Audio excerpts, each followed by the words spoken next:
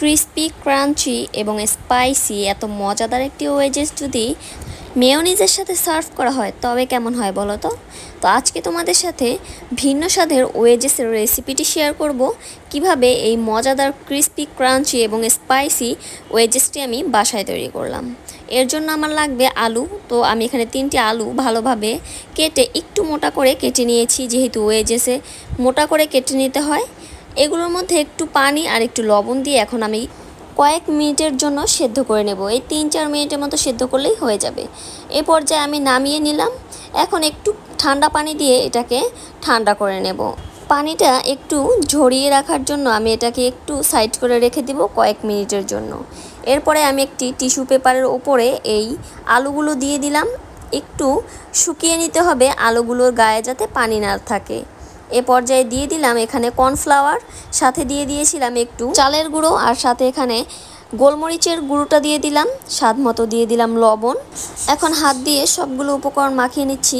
অবশ্যই কর্নফ্লাওয়ার আর চালের গুঁড়োটা একটু বেশি করে দিতে হবে, তাহলেই কিন্তু এটা ক্রিস্পি হবে, খেতে বেশি মজা হবে। তো সবগুলো মাখিয়ে নেওয়ার পর আমি এখানে একটু মরিচের গুঁড়ো দিয়ে দিব, যাতে স্পাইসিটা হয়। তো তোমাদের পছন্দ অনুযায়ী ঝাল যে যতটুকু খেতে পছন্দ করো সেই অনুযায়ী মরিচের গুঁড়োটা দিয়ে দিবে। সবগুলো উপকরণ দিয়ে আবারও আমি মাখিয়ে নিলাম।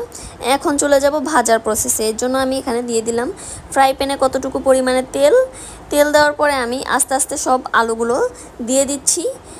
একটা একটা করে এভাবে ছেড়ে দিলে একটার গায়ে একটা লেগে থাকবে না, সুন্দরভাবে আলুগুলো ভাজা হবে।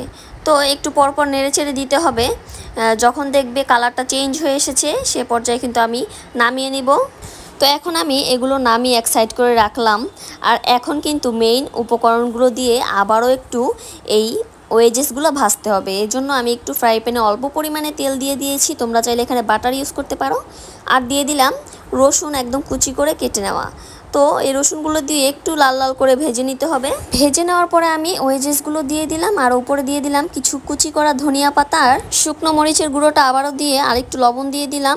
আমার ওয়েজেসে লবণটা কম হয়েছিল, এই কারণে আমি এখন এখানে লবণটা আরেকটু দিয়ে আবারও নেড়ে চেড়ে নিচ্ছি।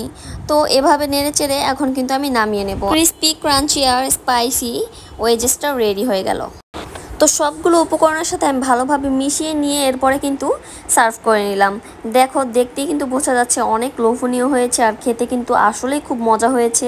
তোমরা অবশ্যই একবার হলেও ট্রাই করে দেখবে। আর মেয়োনিজের সাথে আমি সার্ভ করেছিলাম সেদ্ধ ডিমের মেয়োনিজ।